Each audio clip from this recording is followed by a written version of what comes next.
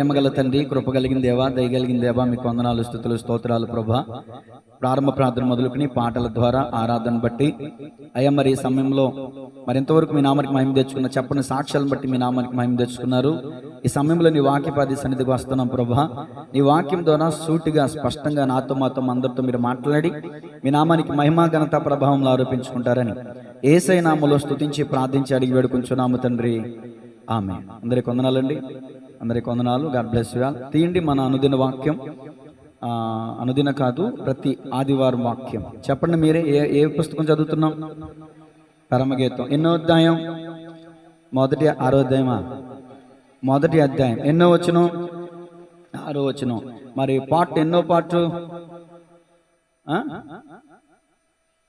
Part 3, 3వ భాగం. నా వెనకాల చదవండి, మీరు నా వెనకాల చెప్పండి మీ అందరూ కూడా. యెరూషలేము కుమార్తెలారా, నేను నల్లని దానినైనను, క్షమించాలి, ఇది 5వ వచనం. 6వ వచనం చదువుతున్నా, నా వెనకాల చెప్పండి. నల్లని దాననని నన్ను చిన్న చూపులు చూడకుడి. పావని విన్నావా? చిన్న చూపు పోయిన వారం పరిమాల చెప్పాను. అంతకుముందు ఆలస్యంగా వచ్చావు, వినమ్మా అని. వినలా ఇంకా అమ్మా. మరి నీ మీద మరి ఎవరైతే వినట్లేదు నాకు తెలిసింది. రానివాళ్ళు, తప్పనిసరి రానివాళ్ళు మరి ఆ వాక్యాన్ని వినండి, ఫాలో చేయండి. నల్లని దాననని నన్ను చిన్న చూపులు చూడకుడి. నేను ఎండ తగిలిన దానను. నా సహోదరులు నా మీద కోపించి నన్ను ద్రాక్ష తోటకు కావలి కత్తిగా ఉంచిరి. అయితే నా సొంత తోటను నేను కాయకపోతిని. ఇప్పుడు 6వ వచనంలో పార్ట్ 3, 3వ భాగం ఏంటంటే సహోదరులు. అండర్లైన్ చేసుకోండి, సహోదరులు. సహోదరులు అనే ఒక్క పదాన్ని మనం ధ్యానం చేయబోతున్నాం. టైం ఉంటే, టైం ఉండదులేండి. కోపించి అనే మాట వచ్చే వారం చెప్తాను, ఓకేనండి? కోపించి అనే పదం వచ్చే వారం చెప్తాను. ఇప్పుడైతే సహోదరులు అనే ఒక్క పదమే చెప్తాను. ఇప్పుడు ఎవరెవరికి ఈ సంభాషణ జరుగుతుందంటే, ఇదిగో ఈ 2 మీకు ఉదాహరణగా చెప్పాను. ఒకటి షులమితి, 2 యెరూషలేము కుమార్తె. ఇప్పుడు షులమితి యెరూషలేము కుమార్తె అంటుంది, యెరూషలేము కుమార్తెలారా, నల్లని దానినని నన్ను చిన్న చూపులు చూడకుడి. ఈ నలుపు ఎందుకు వచ్చింది? అదుగదుగో ఎండ వల్ల నేను నలుపు ఎక్కాను. చిన్న చూపు అని ఒక ప్రసంగం చేశాను, ఎండ అని ఒక ప్రసంగం చేశాను. ఆ 2 మాటలకు 2 ప్రసంగాలు అయిపోయాయి. ఎండ అంటే ఏంటి, నలుపు అంటే ఏంటి, అవన్నీ మీరు వినని వారు వినండి. 3వ పదం వచ్చేసరికి అంటుంది, ఇప్పుడు యెరూషలేము కుమార్తెలతో అంటుంది, ఇదిగో నా సహోదరులు. నా అంటే సొంతోళ్ళ, అద్దోళ్ళ? నా సహోదరులు నా మీద కోపగించి ద్రాక్ష తోటకు నన్ను కావలి కత్తిగా, జీతగాండ్రిగా పెట్టారు. నా సొంత తోటను నేను కాయకపోతాను. వచ్చేవారు కోపించిన మాట చెప్తాను. ఆపై వచ్చేవారు ద్రాక్ష తోట అంటే ఏంటి, కావలి కత్తి అంటే ఏంటి, నా సొంత తోటను కాయకపోతేననే పదం అంటే అర్థం ఏంటి, పై వచ్చేవారం మనం విందాం, ఓకేనండి? అన్నీ ఒకసారి చెప్తే మనకు అర్థం చేసుకోలేము. కాబట్టి ఒక్కొక్క పదం వచనం కాదు, ఒక్కొక్క వచనంలో ఉన్న పదాన్ని మనం ధ్యానించుకుంటూ వెళ్తూ ఉన్నాం. ఇక్కడ సహోదరులు కోపగిస్తూ ఉన్నారంట షులమితిని చూసి. గమనించా, యెరూషలేము కుమార్తెతో చెప్తున్నటువంటి మాట, నా సహోదరులు నా మీద ఏం చేస్తున్నారు? ఎందుకు కోపించారు? అసలు ఎందుకు చిన్న చూపు చూశారు? ఆమెకి లేదు, ఏదో బాహ్య సంబంధమైన అందం లేదు, నల్లగా ఉంది, అందుకని అసహించుకున్నారు. భౌతికమైన సంపాదన లేదు, భౌతికమైన ఆరోగ్యం లేదు, భౌతికమైన సౌందర్యం లేదు. కానీ దేవుడు మెచ్చే సౌందర్యం ఉంది, దేవుడు మెచ్చే ఆత్మీయత ఉంది. ఆర్థిక ఇబ్బందుల్లో ఉందేమో, కానీ ఆత్మీయమైన దిగజారిపోయిన స్థితిలో లేదు, ఆత్మీయ ఎదుగుదలలో ఉందాం. గమనించాలి, భక్తిహీనులకి భక్తిపరులంటే ఎప్పుడూ చిన్నచూపే. అర్థమవుతుందండి? భక్తిహీనులకి భక్తిపరులంటే ఎప్పుడు చిన్నచూపే. పాడలేని వారికి, బాగా పాటలు పాడేవారంటే చిన్నచూపే. అర్థమవుతుందండి?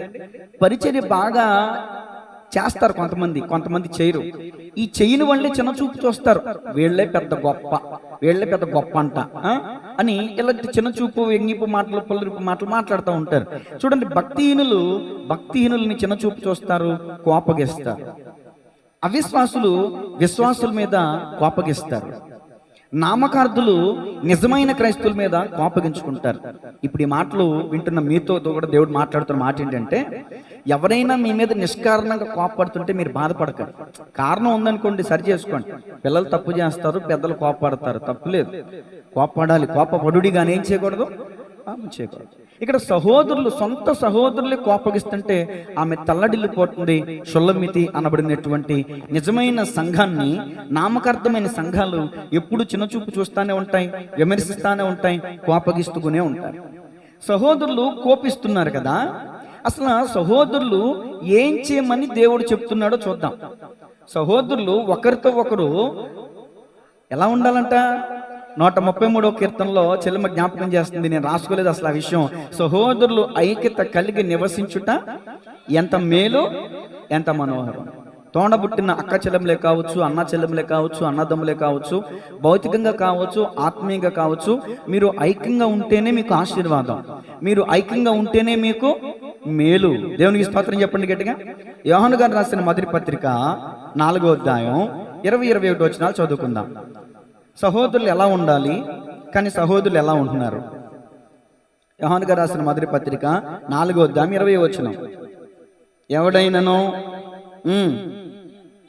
నేను దేవుని ప్రేమించుచున్నానని చెప్పి తన సహోదరుని ద్వేషించిన ఎడల అతడు అబద్ధికుడగును.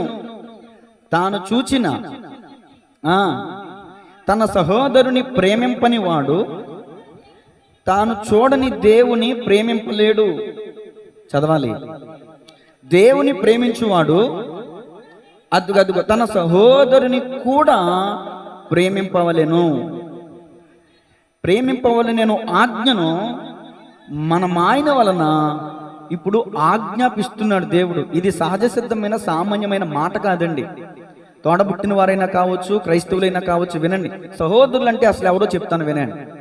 సహోదరులు అంటే ఎవరంటే, సహోదరుడు, సహా ప్లస్ ఉదరుడు అంటే ఉదరం అంటే పొట్ట, ఒకే గర్భంలో నుంచి వచ్చిన వారిని ఏమంటారు? సహోదరులు అంటారు. మరి ఇప్పుడు మనందరూ సహోదరులు ఎలా అయ్యాం? క్రైస్తవులమైన మనందరూ సహోదరులు ఎలా అయ్యాం? ఒక తల్లి బిడ్డకి జన్మనిచ్చినప్పుడు తల్లి కడుపులో నుంచి బయటికి ఏమొస్తాయి చెప్పండి? రక్తము, నీరు వస్తాయి. మరొక ప్రశ్న అడుగుతాను. యేసుక్రీస్తు ప్రభుల వారు మన కోసం కలవరి కొండపై ప్రాణం పెట్టారు కదా, ఆయనకి ప్రాణం ఉందా లేదా అని చూడడానికి అక్కడ ఉన్న సైన్యాధిపతి ఒక అధికారి బల్లెముతో యేసయ్య పక్కలో పొడిచాడు కదా. పొడిచినప్పుడు ఆ పక్కలో నుంచి బయటికి ఏమొచ్చినాయి? రక్తం, నీరు, ఆఖరి రక్తపు బొట్టుతో పాటు మిగిలిన నీరు కూడా బయటకు వచ్చేసిందంట. ఆదాము ప్రక్కలో నుంచి వచ్చింది స్త్రీ అయితే, ఆదాముకి పక్కటెముకు తీసాడు కదా దేవుడు, అక్కడ గాయమైంది కదా. పక్కటెముకు తీసినప్పుడు అక్కడ గాయమైంది కదా. ఆదాము గాయములో నుంచి వచ్చింది హవ్వ అయితే, యేసుక్రీస్తు అని కడపట్టు యేసుక్రీస్తు ప్రభులు వారు అనేటటువంటి కడపటి ఆదాము అనబడిన యేసయ్య ప్రక్క గాయములో నుంచి వచ్చిందే సంఘం. దేవునికి స్తోత్రం కలుగునుగా. కాబట్టి గమనించాలి, ఇప్పుడు ఆయన కడుపులో ఇప్పుడు మనం క్షయ బీజం వలన పుట్టిన వారం కాదు, అక్షయ బీజం వలన పుట్టిన వారం. మనం అక్షయ బీజం వలన పుట్టిన వారం గనక మనం ఒకరితో ఒకరు సమాధానంగా ఉండాలి, ఒకరితో ఒకరు ప్రేమ కలిగి ఉండాలి అని దేవుని వాక్యం చెప్తుంది. యేసుక్రీస్తు ప్రభుల వారి కడుపులో నుంచి వచ్చాము ఇప్పుడు మనం. అర్థమవుతుందండి? ఆయన రక్తము, ఆయన నీరు, ఆయన రక్తంలో కడగబడినటువంటి మన అందరము కూడా సహోదరులము. వరుసకి బావ అవ్వచ్చు, వరుసకి భర్త అవ్వచ్చు, వరుసకి తాత మామ అవ్వచ్చు, అవన్నీ బయట. మనం మందిరంలోకి వచ్చాం, సంఘంలోకి అడుగు పెట్టామంటే మనం ఒకరికొకరు ఏమై ఉన్నాం? సహోదరులమై ఉన్నామని దేవుని వాక్యం చెప్తుంది. యెషయా గ్రంథం 66:5 తీయండి. యెషయా గ్రంథం 66:5. యెహోవా భయపడవారులారా ఆయన మాట వినుడి. మిమ్మును ద్వేషించుచు నా నామమును బట్టి మిమ్మును త్రోసివేయు మీ స్వజనులు. చాలు, ఇక్కడ ఇజ్రాయేలీల ప్రజలను త్రోసేస్తుంది స్వజనుల, బయట వాళ్ళ. షుల్లమితి అంటే ఇజ్రాయేలీల సంఘం అని చెప్పాను. షుల్లమితి అంటే క్రీస్తు సంఘం అని చెప్పాను. షుల్లమితి అంటే వధువు, పైకెత్తబడే సంఘానికి సాదృశ్యంగా ఉన్నామా అని చెప్పాను. పాత నిబంధనకు సాదృశ్యంగా ఉన్న ఆమెకి ఇది ఈ రిఫరెన్స్ మీకు ఇస్తున్నాను. అప్పుడు ఇజ్రాయేలీల ప్రజల్లో కూడా స్వజనులే త్రోసివేసేవాళ్ళు అంటే అండి. ఇప్పుడు మన జీవితాల్లో కూడా అదే జరుగుతుంది కదా. కుటుంబంలో కావచ్చు, సంఘంలో కావచ్చు. స్వజనులే త్రోసివేస్తూ ఉంటారు, స్వజనులే తృణీకరిస్తూ ఉంటారు, తోటి విశ్వాసులే మనల్ని గాయపరుస్తూ ఉంటారు, తోటి విశ్వాసులే మనల్ని హీనపరుస్తూ ఉంటారు, చిన్నచూపు చూస్తూ ఉంటారు, కోపగిస్తూ ఉంటారు. కాబట్టి గమనించాలి. మరొక మాట చదవండి, యెషయా గ్రంథం 5వ అధ్యాయం 19వ వచనం. యెషయా గ్రంథం 5వ అధ్యాయం 19వ వచనం.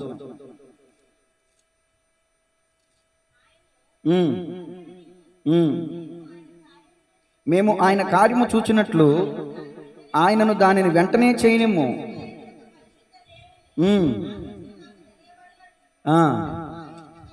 65:19 క్షమించాలి. యెషయా గ్రంథం 65:19 చదవండి ఒకసారి. అక్కడే ఉంటుంది అనుకుంటా.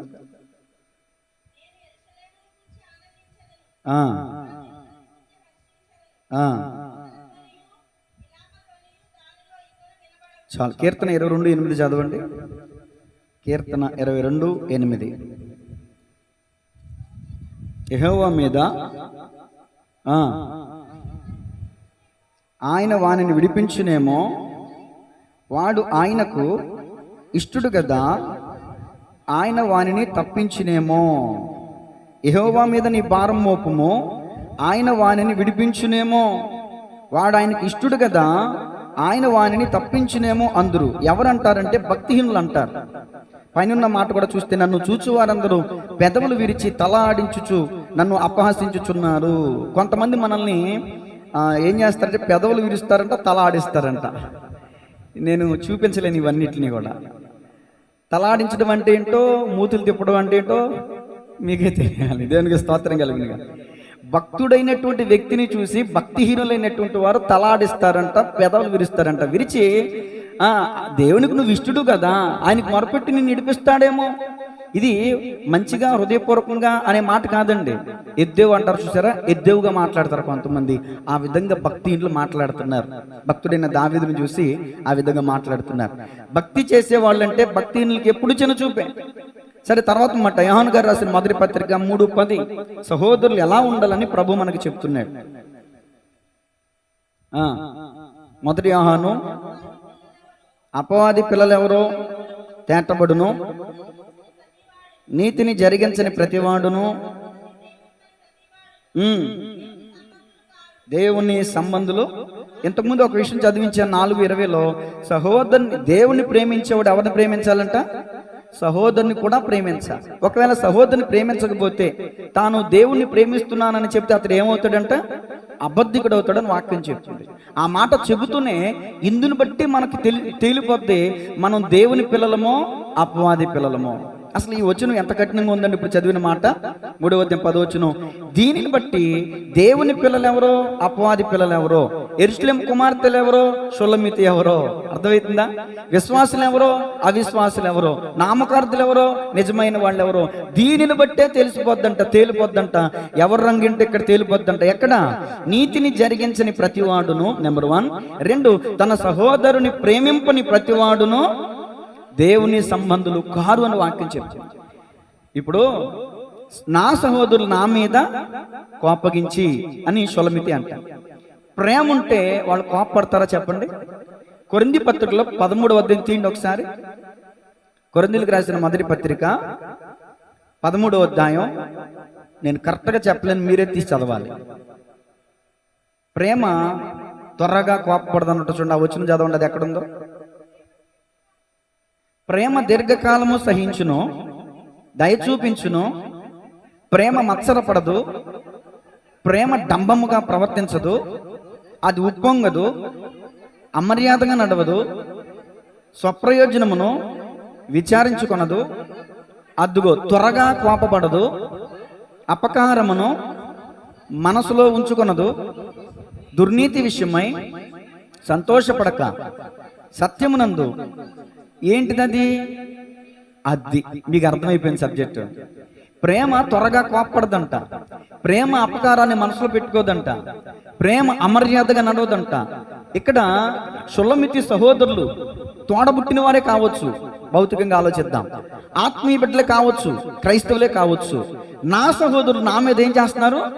కోపిస్తున్నారు. అంటే ఆ సహోదరులకి షుల్లమితి మీద ఏం తగ్గిపోయింది? ప్రేమ తగ్గిపోయింది.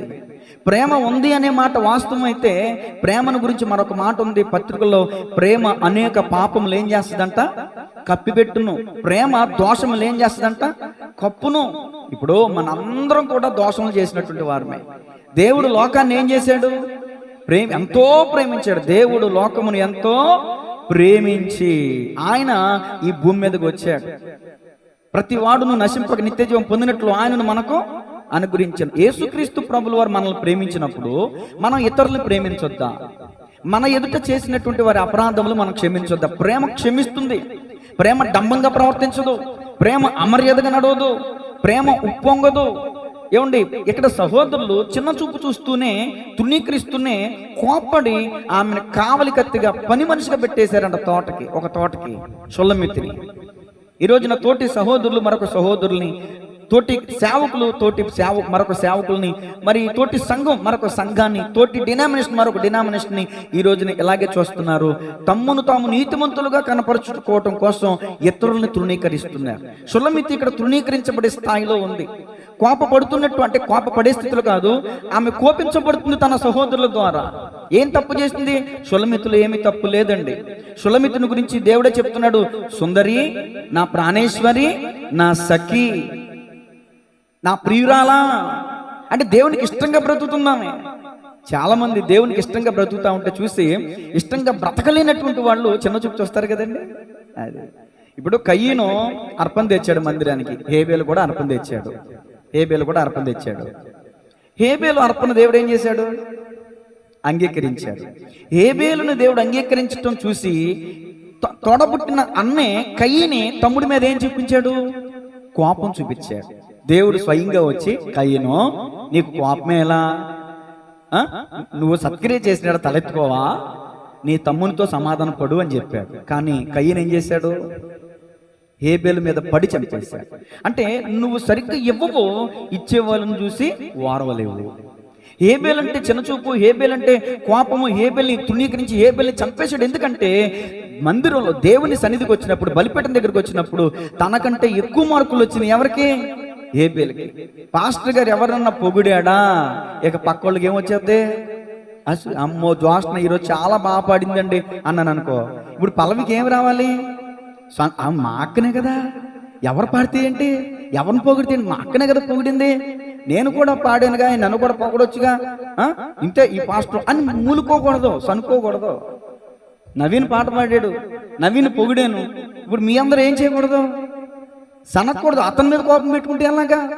కాబట్టి గమనించాలి దేవుని ప్రియ సంగమా.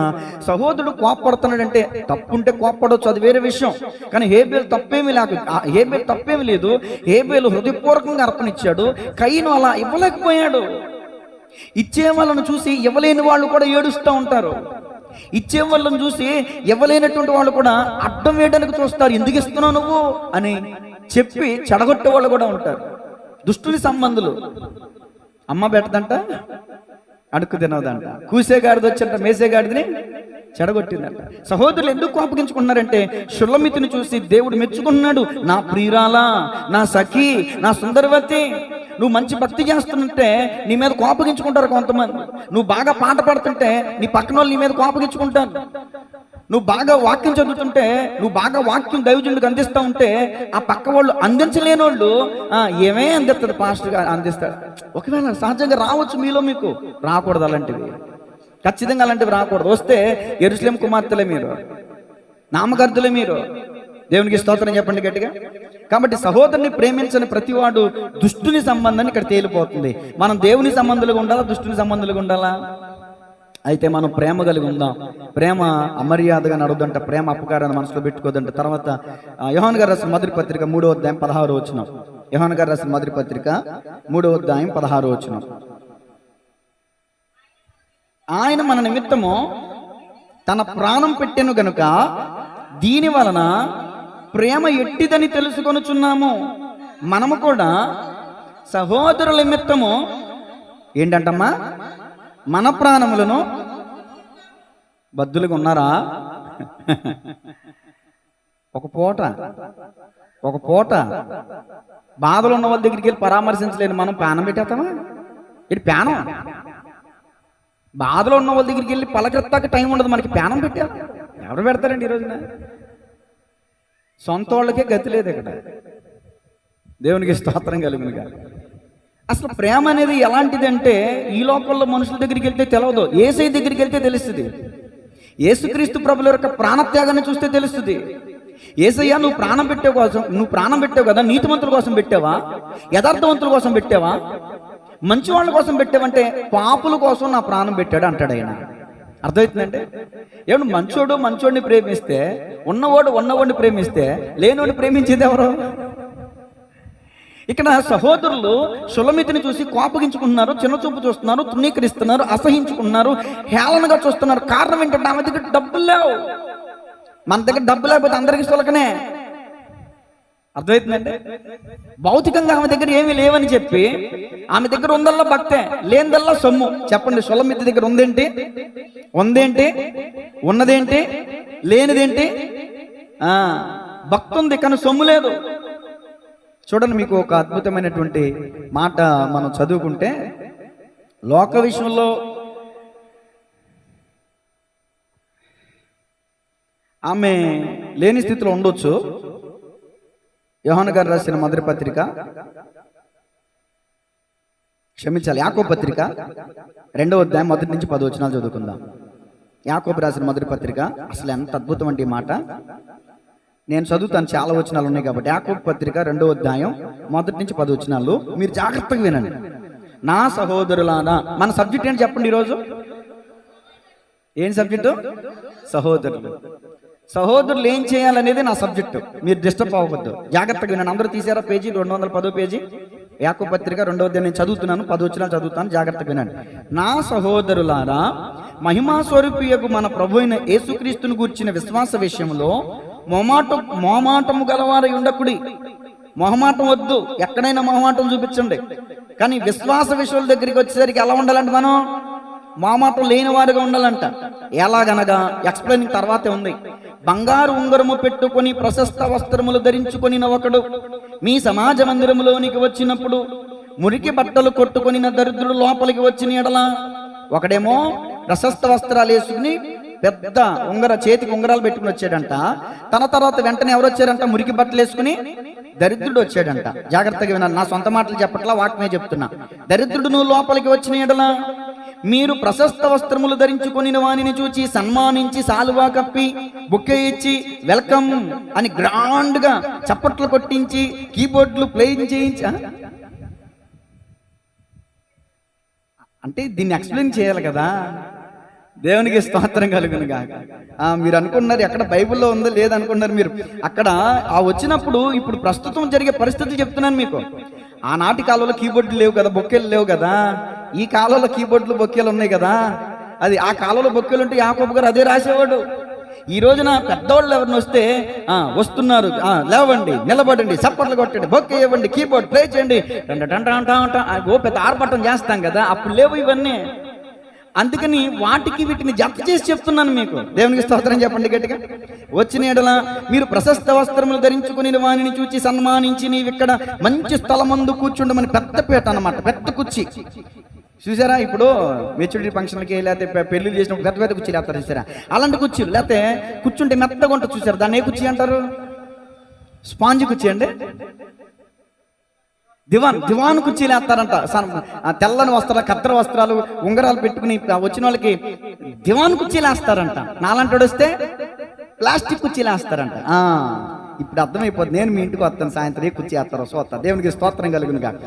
సన్మానించి నీవు ఇక్కడ మంచి స్థలం ముందు కూర్చుండమని చెప్పి, అప్పుడు ఆ కుర్చీలో ఇప్పుడు కుర్చీలు వచ్చిన దివాన్ కుర్చీలు వేసి ఆ దరిద్రునితో అంటాడంట, నీవిక్కడ నిలువు. ఎక్కడికి వచ్చేస్తున్నావు? స్టేజ్ ఎక్కేస్తున్నావు ఏంటి? నీ అవతారం ఎలా ఉంది? నీ బట్టలు ఏంటి? నీ లోకం ఏంటి? నీ చింపురు చుట్టూ ఏంటి? నీ పరిస్థితి ఏంటి? కుమార్పిని ఎక్కడున్నావు? వెళ్ళిపోయారా నేను చెప్పే సందర్భంలోకి? అలా వెళ్ళిపోవాలి, ఎక్కడికి వెళ్ళొద్దు. నేను చెప్పే సందర్భంలో మూమెంట్లోకి వెళ్ళిపో. పెద్ద అతన్ని తీసుకొచ్చి పెద్ద కూర్చోబెట్టారు. పేదవాడు వస్తే ఎక్కడికి వచ్చేస్తున్నావు? ఆగు, ఈ ప్లేస్ ఏంటో తెలుసా? నీ అర్హత ఏంటో తెలుసా? ఇవే మాటలు అలాంటప్పుడు. ఇక్కడ అన్ని రాయడానికి సమయం సరిపోతుంది కాబట్టి నేను వివరిస్తున్నా. ఎక్కడికి వచ్చేతను? పైకి ఎక్కేతనం ఏంటి? నీలాంటి వాళ్ళకి ఇక్కడ కాదు, అది ఆ మూలం చూడు, ఆడికి వెళ్ళిపోయి కూర్చో. ఇలాంటి చిన్న చూపు ఎవరైనా మీ జీవితంలో చూసారా? ఎవరిని మిమ్మల్ని చూస్తే ఈ వాక్యం మీకు బాగా అర్థమైంది. ఎందుకు చెప్పనా, బాధలోనే బోధపడద్దంట వాక్యం. అన్ని వాక్యాలు అన్ని వేళలు అర్థం కావు, బాధలోనే బోధపడదు. ఇలాంటి చిన్న చూపు ఎవరైనా మిమ్మల్ని చూస్తే ఈ వాక్యం మిమ్మల్ని హత్తుకుంటుంది. ఇలాంటి బాధ ఎవరికి పడని వాళ్ళకి క్యాజువల్గా ఉంటుంది ఈ వాక్యం. ఓకేనా? నీవు ఇక్కడ నిలువము, లేక ఇక్కడ నా పాదపీఠమునకు దిగువన కూర్చుండము, నా చెప్పుల దగ్గర కూర్చో, నువ్వు నా కాళ్ళ దగ్గర కూర్చో, నీ స్టేటస్ ఇది, నీ ప్లేస్ ఇది. చాలా బాధ ఉంటుంది కదండి అలా అంటే. నా కాళ్ళ దగ్గర ఉండరు, నువ్వు ఇక్కడ నువ్వు ఉండదు, పైకే కదరు అంటే ఇది నీ ప్లేస్ అంటారంట. నా పాదపీఠమునకు దిగువన కూర్చుండమని చెప్పిన ఎడల మీ మనస్సులలో భేదం పెట్టుకుని మీరు దురాలోచనతో విమర్శ చేసిన వారు కుదురు కదా. వాళ్ళల్లో పైకి తెల్ల వస్త్రాలు వేసుకున్నాడు, ఆడు మంచోడు అనుకుంటున్నారు మీరు. మురికి బట్టలు వేసుకొచ్చాడు, ఆడు చెడ్డోడు. నువ్వే విమర్శించేస్తున్నావు కదా నీ మనసులో దురాభిప్రాయం పెట్టేసుకుని. దేవుడు మాట్లాడుతున్నాడు, నా ప్రియ సహోదరులారా ఆలకించుడి. ఈ లోక విషయంలో దరిద్రులైన వారిని, షుల్లమితి ఈ లోక విషయంలో దరిద్రురాలే కావచ్చు, నల్లదే కావచ్చు, శ్రమ తగిలిందే కావచ్చు, బాధ వచ్చిందే కావచ్చు, నిష్ఠూరం వచ్చిందే కావచ్చు, లేని స్థితిలో, ఆరోగ్యం లేని స్థితిలో ఉండొచ్చు, డబ్బు లేని స్థితిలో ఉండొచ్చు. ఈ లోక విషయంలో జాగ్రత్తగా వినండి, ఈ లోక విషయంలో దరిద్రులైన వారిని విశ్వాసమందు భాగ్యవంతులుగాను, తన్ను ప్రేమించు వారికి తాను వాగ్దానము చేసిన రాజ్యమునకు వారసులుగాను ఉండుటకు దేవుడు ఏర్పరచుకొనలేదా? ఈ లోకంలో ఉంటే ఉంటాయి, లేకపోతే లేకపోతాయి. కానీ విశ్వాస విషయంలో నీ స్థాయి చూస్తాడు దేవుడు. కానీ మనం ఏం చేస్తామంటే ఈ లోకంలో ఉన్న బిల్డింగ్లు, వస్త్రాలు, మేడమిద్దులు చూస్తాం మనం. దేవుడు నీ విశ్వాస పరిమాణం చూస్తాడు. చెప్పండి, ఏం చూస్తాడు మనల్ని? నీ విశ్వాస పరిమాణం చూస్తాడు. మనుషులు ఏం చూస్తారంటే పైరూపం చూస్తారు. సమూయేలుతో దేవుడు చెప్పకనే చెప్పాడు, సమూయేలు మనుషులు పైరూపాన్ని లక్ష్య పెడతారు, నేను పైరూపాన్ని చూసేవాడిని కాదయ్యా, అంతరంద్రాన్ని లక్ష్య పెట్టేవాడిని. అయితే మీరు దరిద్రులను అవమానపరచుదురు. ఇక్కడ సహోదరులు షుల్లమితిని అవమానం చేశారండి, చిన్న చూపు చూశారు. చూడండి, ధనవంతులు మీ మీద కఠినముగా అధికారము చూపుదురు, మిమ్మల్ని న్యాయసభలకు ఈడ్చుచున్న వారు వీరే కదా, మీకు పెట్టబడిన శ్రేష్టమైన నామమును దూషించువారు వీరే కదా. మెట్టుకు నీ వలె నీ పొరుగు అని ప్రేమించుమను లేఖనములో ఉన్నట్టి ప్రాముఖ్యమైన ఈ ఆజ్ఞను మీరు నెరవేర్చిన ఎడల బాగుగానే ప్రవర్తించువారొగుదురు. మీరు పక్షపాతము గలవారైతే ధర్మశాస్త్రం వలన అపరాధులని తీర్చబడి పాపము చేయవారొగుదురు. ఆజ్ఞాతిక్రమమే పాపం, పాపం వల్ల వచ్చే జీతం మరణం. మీరు నరహత్య చేయనక్కర్లా, అబద్ధమే ఆడక్కర్లా, దొంగతనమే చేయనక్కర్లా. మీలో ఎవరైనా, నేను కానీ, మనం ఒకరిని చిన్న చూపు చూసి తగ్గించి వాళ్ళని మనం డిసైడ్ చేస్తే నీ వ్యక్తిత్వం ఇది, నీ స్థాయి ఇది, నీ పరిస్థితి ఇదని మనం ఎవరైనా విమర్శిస్తే, తీర్పు తీరిస్తే మనం తీర్పులోకి వెళ్తాం. ఓ మనుషుడా, నీవెవడవైనను సరే నిరత్రుడవై ఉన్నావు, తీర్పు తీర్చు, నీవును అట్టి కార్యములనే చేయుచున్నావు కావా, తీర్పు తీర్చకుడి, మిమ్మును గూర్చి తీర్పు తీర్చబడును. నీ కంట్లో దూలం పెట్టుకుని ఎదుటివాని కంట్లో నలుసును తీయటం అంటే అది పనేనా? ముందు కంట్లో ఉన్న దూలం తీసుకోవాలి కదా. ఈ సహోదరుడు షుల్లమితి మీద కోపగిస్తున్నాడు. షుల్లమితిలో ఏమైనా తప్పుందా? లేదు. ఆమెకు లేనిదల్లా ఏంటంటే అందం లేదు, నల్లగా ఉంది. ఆ నలుపు ఎందుకు వచ్చిందంటే సూర్యుని దెబ్బ, ఎండ దెబ్బ తగిలింది పాపం. ఏదో శ్రమ వచ్చింది, శ్రమ దెబ్బకి సర్వం పోగొట్టుకుంది. యోబు గారు సర్వం కోల్పోయినట్టుగా పోయిన వారం చెప్పాను కదా. అందుకని చిన్నచూపు. నిన్న పోయిన వారం వాక్యం విని శాలంరాజు గారు, మన నాగరాజు గారు నాతో ఒక మాట అన్నారు. నిజమే కదా అయ్య గారు, యోబు గారికి ధనం ఉన్నంత వరకు, యోబు గారు ఉన్న స్థితిలో ఉన్నంత వరకు ఒక స్నేహితుడన్న మాట్లాడా? యోబు గారికి అన్నీ పోయేసరికి మొత్తం నలుగురు స్నేహితులు వచ్చి కట్టకట్టుకుని మీద పడి అంటే లేదు కదా ఇప్పుడు యోబు దగ్గర. అదే డబ్బుంటే మాట్లాడతారా? ఆస్తుంటే మాట్లాడతారా? అది ఇప్పుడు షుల్లమితికి లేని స్థాయిని బట్టి యెరూషలేము కుమార్తెలు లేకపోతే సహోదరులు కోపగించుకుంటున్నారంట. మనం కనుక అలా మనం విమర్శిస్తే, మన తోటి సహోదరులు మనం విమర్శిస్తే మనం తీర్పులోనికి వెళ్తాం. మనుషుడా, నువ్వు మాట్లాడే విమర్శ దినమున ఇదిగో మనుషుడు మాట్లాడే ప్రతి మాటకి దేవునికి ఏం చెప్పాలంటే లెక్క చెప్పాల. నువ్వు పొరపాటును ఎదుట ఉన్న వ్యక్తిని చిన్న చూపు చూసినా కానీ, చిన్న చూపు చూసినట్టుగా మాట్లాడినట్టుగా కానీ మనం చేస్తే దేవుడు లెక్కలోకి తీసుకుంటాడంట. ధర్మశాస్త్రం వల్ల, ధర్మశాస్త్రం అని ధర్మమీటర్ పెడితే మనం అపరాధులు మనం తీర్చబడతామంట. దేవునికి స్తోత్రం చెప్పండి గట్టిగా. కాబట్టి వాక్యం ఏం చెప్తుందంటే యోహాను గారు రాసిన మొదటి పత్రిక 3:14 తీయండమ్మా. యోహాను గారు రాసిన మొదటి పత్రిక 3,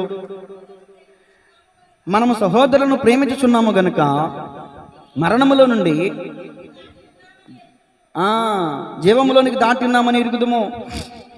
ప్రేమ లేనివాడు మరణమందు నిలిచి ఉన్నాడు. తన సహోదరుని ద్వేషించువాడు నరహంతకుడు, ఏ నరహంతకుని యందునో నిత్య జీవం ఉండదని మీరు ఎరుగుదురు. దేవునికి స్తోత్రం చెప్పండి గట్టిగా. అమ్మ, మీరు ఈ లోకంలో జీవిస్తూ దేవుని యందు విశ్వాసం ఉంచి నమ్మి బాప్తిసం పొందుకుని ఆయన రక్తం ద్వారా మీరు కడగబడి పరిశుద్ధపరచబడి క్రీస్తునందు సహోదరులయ్యి ఒక్క బలలో పాల్పంపులు పొందుతూ ఒక్క రొట్టెను మీరు అందరూ భుజిస్తూ ఉంటున్నారు కదా. మనందరూ నిత్యరాజ్యానికి వారసులం. అయితే మీలో ప్రేమ కొదువుగా ఉంటే మాత్రం మీరు నిత్య జీవాన్ని కోల్పోతారంట. దేవుడు ఆకాశం నుంచి భూమి మీదకి వచ్చి ఆయన చేసిన ప్రాణత్యాగం అంతా వృధా అయిపోద్దంట. మీరు మీ తోటి వారిని ప్రేమించకపోతే, మీ సహోదరుల మీద ప్రేమ తక్కువైపోతే జాగ్రత్త, ప్రేమ కలిగి ఉండండి. ఎఫెసీ సంఘంతో దేవుడు మాట్లాడాడు. ఎఫెసీ సంఘమా, ఇదిగో మొదట ఉండిన ప్రేమ నీకు లేదు, ఆ ప్రేమను కలిగి జీవించు, లేనెడలు నేను ఎద్దుగో చేంజ్ చేస్తాను, నీ దీపస్తంభాన్ని తీసేస్తానని దేవుడు హెచ్చరించాడు. సహోదరులారా, మనం ఒకరినొకరు ద్వేషించుకునే వారిని ఉండకూడదు. సహోదరులారా, మనం ఒకరినీడలో ఒకరు ఏం కలిగి ఉండాలి?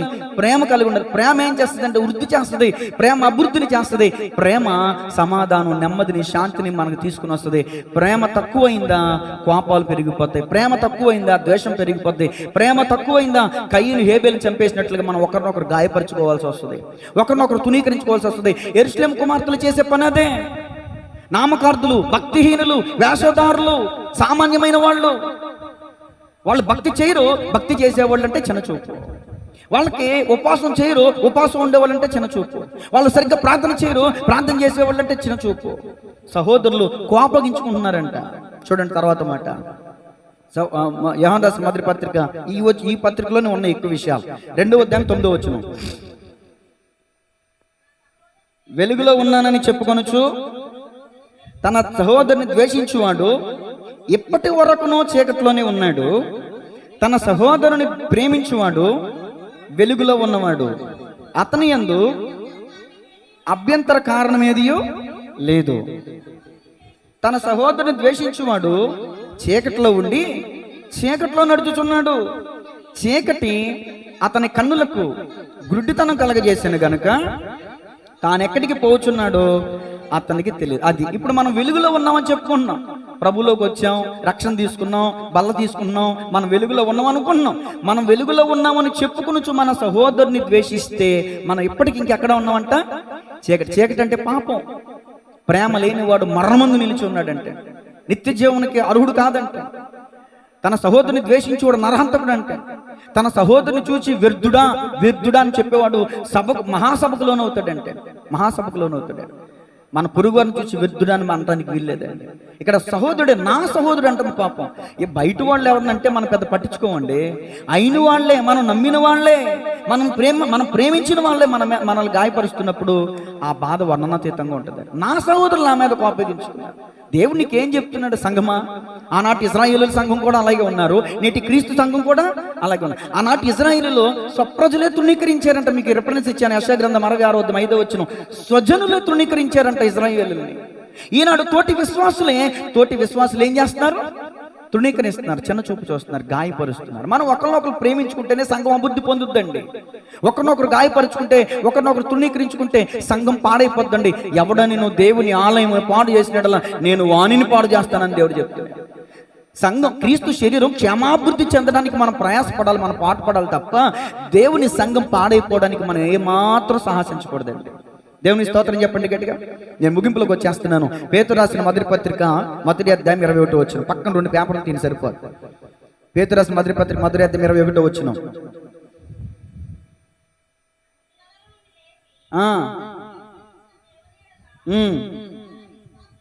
1వ అధ్యాయం 21వ వచనం. ఆయన జగత్తు పునాది వేయబడక మునిపే నియమింపబడిన గాని తన్ను మృతులలో నుండి లేపి తనకు మహిమనిచ్చిన దేవుని ఎడల తన ద్వారా విశ్వాసులైన మీ నిమిత్తము కడవరి కాలముల యందు ఆయన ప్రత్యక్షపరచబడెను. కాగా మీ విశ్వాసమును నిరీక్షణయు దేవుని యందు ఉంచబడి ఉన్నవి. చదువమ్మా. మీరు అంటే ఎవరు?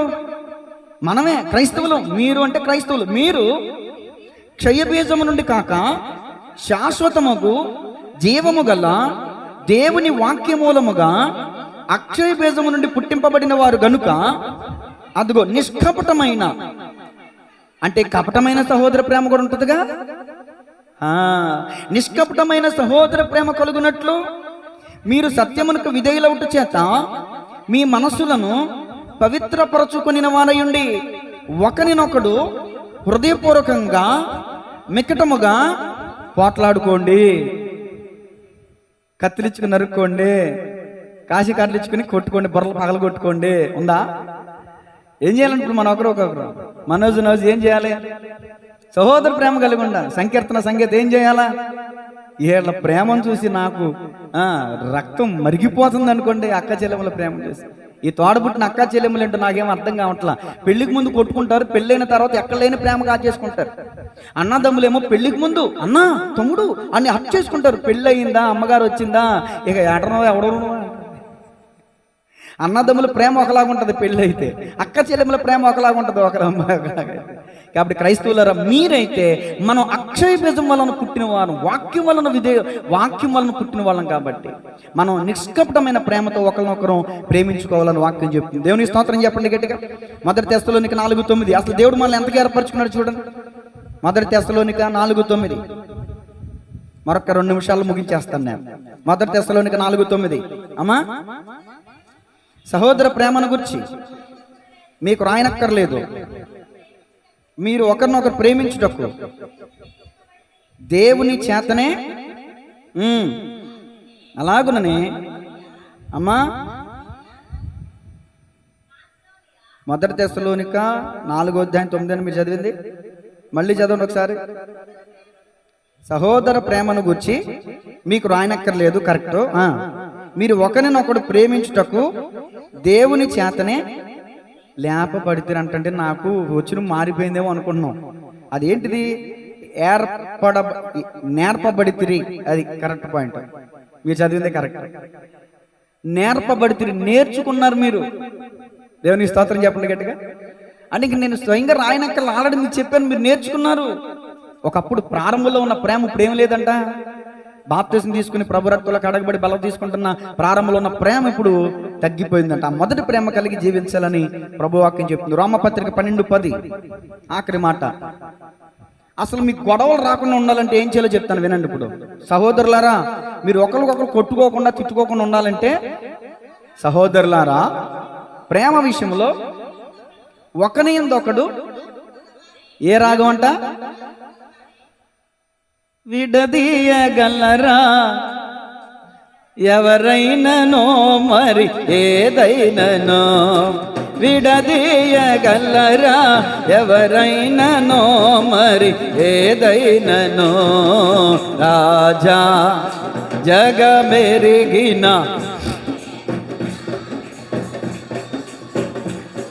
పాడాలి.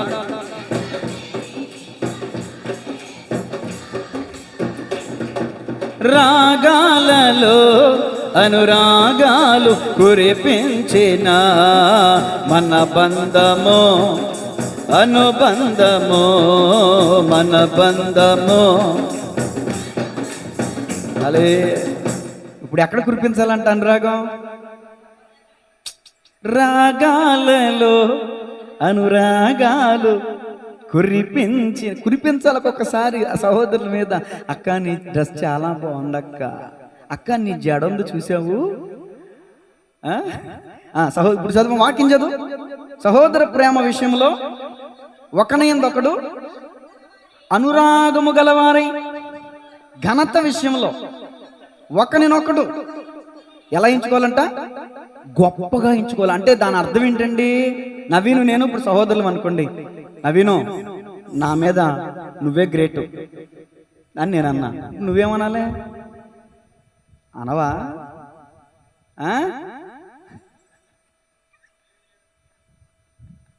దేవునికి స్తోత్రం. నవజీ, అన్నయ్య నాకంటే నువ్వు బాగా చదువుతావు అన్నయ్య, నువ్వే గ్రేట్ అన్నయ్య అనలేదు. అయ్యో అమ్మ, నా పరువు తీసేయక నేను ఎప్పుడు అనలేదమ్మా అంటుంది పాపం నవజీ. ఇప్పుడు దేవుని స్తోత్రం చెప్పండి. మీ అన్నదమ్ముల మధ్యలో ప్రేమ వృద్ధి చెందాలంటే ఇలా ఒకరినొకరు గొప్పగా. కానీ ఈ మా ఇంట్లో చూస్తున్న పరిస్థితి, ఈ అక్క చెల్లెమ్మల పరిస్థితి ఎలా ఉంటుంది తెలుసా? మా చిన్నపిల్ల వచ్చి అంటది, డాడీ నేను వాక్యం చదివేశా. ఉప్పొంగి నేను వాక్యం అంటే అలా అక్క. ఇప్పుడు నా దృష్టిలో ఎవరు గొప్పగా ఉండాలి? ఎవరితో చెల్లి గొప్పగా ఉండాలని తను నేను చేసేసాను డాడీ, నువ్వు చెప్పిన పని. అక్క ఇంకా చదవలేదు డాడీ, డాడీ అక్క ఫోన్ చూస్తుంది డాడీ, డాడీ అక్క నువ్వు వద్దన పని చేస్తా, అక్క బయటికి వెళ్ళింది డాడీ. నువ్వు నా దృష్టి గొప్పగా కనబడితే నీకు డ్రెస్సులు తెచ్చేస్తానా, నీ మీ అక్కకి ఏమైనా కొన్నా, ఏది కొన్నా ఇద్దరికి సమానంగానే కొంటున్నాం కదా. నిన్న కాక మొన్న పెద్ద పిల్లకి జ్వరం వచ్చిందని ఇంట్లో పొడికేసుకున్నాం, పాపం గదిలో పొడికేసుకున్నాం, హాల్లో ఉన్న పిల్లని. ఈ పిల్ల కడుపు నొప్పి వచ్చేసింది. నిజమైన కడుపు నొప్పి కాదు అది. అక్కని లోపల ఉడికేసుకుంటారా, నన్ను బయట ఉడికేస్తారా, అర్థమైతే అప్పుడు ఈ అక్కను కూడా బయటకు తోలేసా, అప్పుడు కడుపు నొప్పి తగ్గింది. ఏంటి అసలు ఈ సహోదరుల మధ్యలో ఉన్నటువంటి ఆలోచించండి. కాబట్టి సహోదరులారా, మీరు ఒకరికొకరు ఎలా ఉండాలంట, ఒకరినొకరు ఘనతగా ఎంచుకోవాలంట. నువ్వే గొప్ప అంటే నువ్వు గొప్ప, నువ్వే గొప్ప అంటే అప్పుడు ఏ గొడవలు రావు. నేను గొప్ప అంటే నేను గొప్ప అన్నాకడే భేదాలు వస్తాయి. ఎవరైనా చూడండి, బయట వాళ్ళైనా ఇంట్లో వాళ్ళైనా అయిన వాళ్ళైనా కానోళ్ళైనా ఎక్కడ గొడవలు వస్తాయంటే నేనే గొప్ప అన్నాకడే వస్తాయి గొడవలు. సహోదరులారా, మీ ఇంట్లో గొడవలు రాకుండా ఉండాలంటే అన్నయ్య నువ్వే గ్రేట్ అన్నయ్య, తమ్ముడు నువ్వే గ్రేట్ తమ్ముడు అనాలంట. ఇక్కడి నుంచి అలా అంటారా? ఇష్టం లేకపోయినా అనండి అయ్యా, ప్రేమ నిలబడద్దే, బంధత్వం నిలబడద్దే.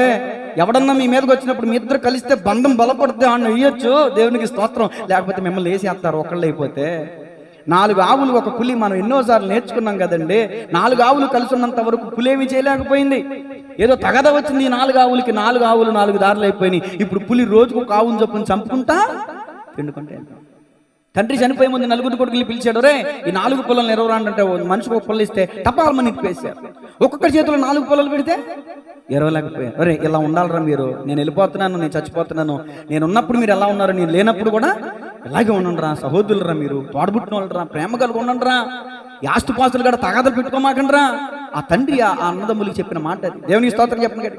ఆస్తులు ఈ రోజు ఉంటాయి, రేపొద్దున పోతాయి. ప్రేమ అనేది కడవరకు ఉంటుంది. గట్టిగా చప్పట్లు కొడుతూ ప్రభు నామమున మహిమపడదాం. సహోదరులారా, మీరు ఒకరినొకరు గొప్పగా ఎంచుకోండి. రోమపత్రిక 14:15 ఆఖరి మాట ఇంకా మీరు చెప్పండి, టైం అయిపోయింది. రోమపత్రిక 14:15 నీ సహోదరుడు నీ భోజన మూలముగా దుఃఖించిన ఎడల నీవికను ప్రేమ కలిగి నడుచుకుని వాడవు కావు. ఎవని కొరకు క్రీస్తు చనిపోయినో వానిని నీ భోజనము చేత పాడు చేయకము. దేవుని స్తోత్రం చెప్పండి గట్టిగా. ఒక ఆమె స్తుతికుడికి పెట్టుకుంది. ఏ గుడికి పెట్టింది? స్తుతికుడిక. ఆ స్తుతికుడికి భోజనాలు ఉంటాయిగా, అందరూ వస్తారుగా, అందరూ వచ్చారు. ప్రతి ఆదివారం రాని ఒక అమ్మ కూడా వచ్చింది. ప్రతి ఆదివారం రాని ఒక అమ్మ ఇప్పుడు నెలకు ఒకసారి కనబడుతూ ఉంటుంది. పాపం నెలకు ఒకసారి వస్తుంది. ఇప్పుడు ఈ స్థితికూటికి ఎట్టుకుని భోజనాలు ఆడుతున్న అమ్మ ఉందే, ఈ అమ్మ అందంట, ఏమి అక్క ప్రతి ఆదివారం చర్చిలో కనబడవు కానీ అందంట. నేను అనలేదు కానీ మరియమ్మ గారు అంటున్నారు, వచ్చేసావా అందంట. ఇక నెలల్లో వచ్చే ఆమె కూడా పూర్తిగా మానేసి లోకంలోకి వెళ్ళిపోయిందంట. ఇప్పుడు చెప్పండి, ఆ మనిషి వెనక్కి వెళ్ళిపోవడానికి గల కారణం ఎవరు? ఆ భోజనం విషయంలో, భోజనం ఈ రోజు ఉంటుంది, పొద్దున బహిర్భూలమైన పొద్దు. ఆ భోజనం గురించి ఆ మాట అంటాం ఎందుకంటే, అలాంటి కాని మాట అంటాం ఎందుకంటే, అపవిత్రమైన మాట పలుకుతాం ఎందుకంటే. ఎవరైనా భోజనాలు ఉన్నప్పుడు మందిరానికి వచ్చారనుకో, మనం ఎగదెగ చూడకూడదు, వాళ్ళకి బాధ అనిపిస్తుంది. కొంతమంది రారు, లేదండి భోజనాలన్నీ వచ్చారంటారండి. నాతో అన్న వాళ్ళు కూడా కొంతమంది ఉన్నారు, భోజనాలు లేనప్పుడు వస్తారండి అన్న వాళ్ళు కూడా ఉన్నారు నాతో. కాబట్టి మనం మాట్లాడటమే కాదు, ఎగదెగ చూసినా వ్యర్థంగా చూసినా వాళ్ళ మనసులు గాయపడతాయి, క్రీస్తుకు దూరం అయిపోతారు. ఎవరి కోసం దేవుడు తన ప్రాణం పెట్టాడో ఏమంటే ఆ వ్యక్తిని మనం భోజనం వల్ల పాడు చేసిన వాళ్ళం అవుతామంట. తలలో వంచండి, ప్రార్థన చేసుకుందాం. సహోదర ప్రేమ గురించి ఈరోజు దేవుడు మనతో మాట్లాడాడు. సహోదరులారా, మీరు ఒకరి ఎడల ఒకరు ప్రేమ కలిగి ఉండండి. తలలు వంచండి, ప్రార్థన చేసుకుందాం. చిన్న ప్రార్థన చేసి ముగిస్తాను. మరి యూట్యూబ్ ద్వారా వీక్షిస్తున్న వాళ్ళు కూడా ఎదురు చూస్తారు కాబట్టి, పరిశుద్ధ ప్రేమ గల తండ్రి, ఈరోజు వ్యక్తపడిన వాక్యాన్ని బట్టి ప్రార్థిస్తున్నాను. సహోదరుల గురించి మీరు మాట్లాడారు. సహోదరులు సులమెత్తిని కోపగించుకుంటున్నారు. సహోదరుల మీద, ఆ తోడబుట్టిన వారి మీద ప్రేమ కలిగి ఉండాలని ఈరోజు మీరు మాట్లాడారు. ప్రేమ కలిగిన వాడు దేవుని ప్రేమిస్తున్నాడు, ప్రేమ లేనివాడు మరణమందు నిలిచి ఉన్నాడని, ప్రేమ లేనివాడు దుష్టుని సంబంధి అని ఎన్నో విషయాలు మీరు మాట్లాడారు ప్రభా. నిజమే, ప్రేమ ఉప్పొంగదు, అమర్యాదకు నడవదు, అపకారాన్ని మనసులో ఉంచుకోదు, ప్రేమ ఓర్చుకుంటుంది, దీర్ఘకాలం సహిస్తుంది, ప్రేమ క్షమిస్తుంది అన్నట్లుగా. నిజమే, మేము ఒకరినొకరు క్షమించుకోవాలి, ఒకరినొకరు ప్రేమించుకోవాలి, ముందుకు వెళ్ళాలి ప్రభా. అయా అట్టి కృపను నాకు మాకు అందరికి దయచేయమని. విత్తబడిన ఈ వాక్యమాగం మనందరి హృదయాలలో విత్తబడి ఫలించబడును గాక. యేసయ్య నామములో ప్రార్థించి అడిగి వేడుకొనుచున్నాము తండ్రి, ఆమేన్.